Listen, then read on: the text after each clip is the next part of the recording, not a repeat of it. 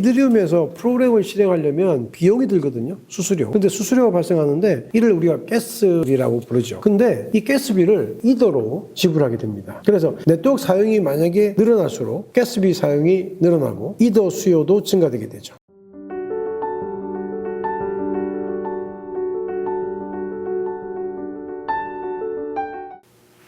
안녕하십니까. 오문성입니다. 오늘은 여러분이 잘 알고 있는 암호자산 중에 그 비트코인 빼고는 제일 여러분들이 잘 알고 있다는 게 이더리움이죠. 그죠? 그래서 이더리움에 대한 것들을 한번 오늘 살펴보려고 합니다. 사람들이 보통 비트코인을 디지털 금이다 이렇게 보통 말을 하죠. 그런데 우리가 그 시가총액으로 보게 되면 2위를 하고 있는 이 이더리움에 대해서는 또 어떤 내용들이 이제 여기 나올 것인가 하는 것이 이제 여러분이 궁금하실 텐데 한번 얘기를 해보면 일단 여러분이 그 중요하게 그 생각해야 되는 것이 이더리움하고 이더라고 하는 이 두 가지의 어떤 단어의 의미를 미리 좀 아셔야 될 것 같습니다. 이더리움이라고 하는 것은 그 하나의 플랫폼을 말하는 거고요. 그 플랫폼 내에서 쓰고 있는 하나의 코인 암호자산, 그거를 우리가 이더라고 부르거든요. 그래서 이게 이름은 비슷하게 생겼지만 이더리움과 이더를 우리가 구분해야 된다라는 말씀을 드리고, 그래서 이 이더리움의 가치라고 하는 것은 좀 어떤 의미에서 말하면 이 비트코인하고 이게 비교해 보면 상당히 많은 차이가 있습니다. 그래서 이 부분을 지금부터 살펴보기로 하죠. 이더리움은 비트코인과 무엇이 다른가요? 이더리움하고 비트코인 같은 경우는 우리가 제일 먼저 들었던 암호자산의 이름은 비트코인이었습니다.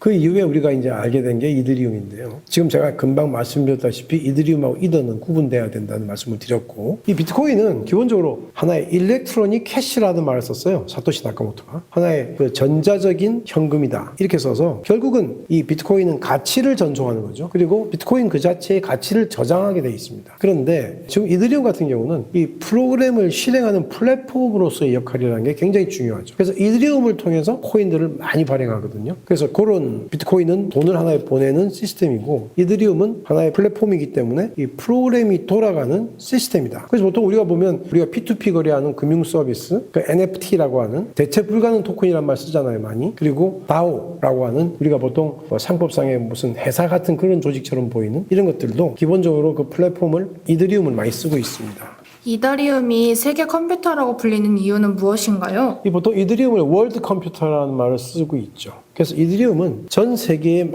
수많은 컴퓨터가 이 동시에 같은 프로그램을 실행하는 그런 구조인데, 우리가 은행 서버 하나가 거래를 처리하는 것이 아니고 전 세계 노드가 같은 계산을 동시에 수행을 하고 있습니다. 그래서 전 세계가 함께 사용하는 하나의 거대한 컴퓨터다. 그래서 월드 컴퓨터라는 말을 쓰고 있는 것입니다. 이더리움에서 말하는 스마트 계약은 무엇인가요? 이 스마트 컨트랙트라고 하는 것은요, 어떤 조건이 충족이 되면 자동으로 실행되는 프로그램을 말합니다. 그래서 우리가 보통 보면 돈이 입금되면 자동으로 소유권을 이전해 준다든지 여러 가지 어떤 계약 조건을 걸 수가 있는데, 이런 것들이 어떤 사람의 개입 없이 그냥 자동으로 실행되는 계약들을 우리가 스마트 컨트랙트라고 하는데, 이 이더리움은 단순한 송금 시스템이 아니고 이 계약하고 어떤 금융이라고 하는 게 같이 작동하는 플랫폼이다. 이렇게 말씀드릴 수가 있겠습니다. 이더는 왜 필요한가요? 이더리움에서 프로그램을 실행하려면 비용이 들거든요. 수수료. 근데 수수료가 발생하는데 이를 우리가 가스비라고 부르죠. 근데 이 가스비를 이더로 지불하게 됩니다. 그래서 네트워크 사용이 만약에 늘어날수록 가스비 사용이 늘어나고 이더 수요도 증가되게 되죠. 그래서 결국 이더의 가치는 이 네트워크 사용이 많아질수록 이더의 가치가 높아지는데, 최근에도 보게 되면 어떤 코인을 빼가기 위해서 미리 거기다가 이더를 집어넣고 수수료 쓸 이더를 먼저 집어넣고 송금을 하는 사건들이 있었는데, 이때도 우리가 이더를 썼습니다. EVM은 무엇이며 왜 중요한가요? EVM이라고 하는 것은 우리가 이제 좀 쉽게 말씀을 드리면 이더리움이라고 하는 플랫폼에서 쓰고 있는 엔진입니다. EVM이라고 하는 것은 이더리움 버추얼 머신, EVM, 이렇게 우리가 그 이니셜을 딴 건데요. 그래서 이건 그 이더리움 네트워크에서 프로그램을 실행하는 엔진이라고 우리가 표현하면 되겠고요. 전 세계 모든 노드가 동일한 프로그램을 실행을 하고 동일한 결과를 얻도록 하는 시스템입니다. 그래서 결국은 이 신뢰 가능한 컴퓨터 환경이 이더리움 내에서는 EVM이라고 하는 이런 어떤 엔진을 통해서 이루어진다라고 말씀을 드릴 수 있죠. 이더가 희소해진다는 말은 무슨 의미인가요? 희소해진다는 것은 우리가 기해진다는 뜻이잖아요. 그럼 우리가 뭐 그 주식으로 보게 되면 희소해진다면 주식의 유통 물량이 줄어드는 것도 희소해지는 거잖아요. 그죠? 근데 여기서 지금 보면 왜 이더가 희소해질까? 우리가 비트코인 같은 경우는 2100만 개로 발행량이 딱 고정되어 있습니다. 그러니까 2100만 개를 발행하고 나서는 그다음부터는 발행할 수가 없는 거죠. 이더 같은 경우는 발행량이 그렇게 2100만 개처럼 이렇게 딱 정해져 있는 그런 어떤 시스템은 아니거든요. 그러다 보니까 이게 지금 현재 좀 더 발행될 수 있는 구조가 있는데 2021년에 도입된 EIP, 이더리움 임프루먼트 프로세스 해서 이 1559라고 하는 요거 때문에 거래 수수료의 일부가 자동으로 소각되게 되어 있습니다. 그래서 거래가 많아질수록 이더가 소각이 되고 소각이 되면 공급 물량이 유통 물량이 줄어드는 그런 관계가 이제 성립이 되는데 우리가 이제 어떤 거래를 통해서 그 가스비로 들어온 이더가 그 소각된 것이 굉장히 많은 숫자가 소각이 됐고요. 뭐 그런 내용들이 이제 이와 관련된 내용이죠. 더 멀지는 왜 중요한 사건이었나요?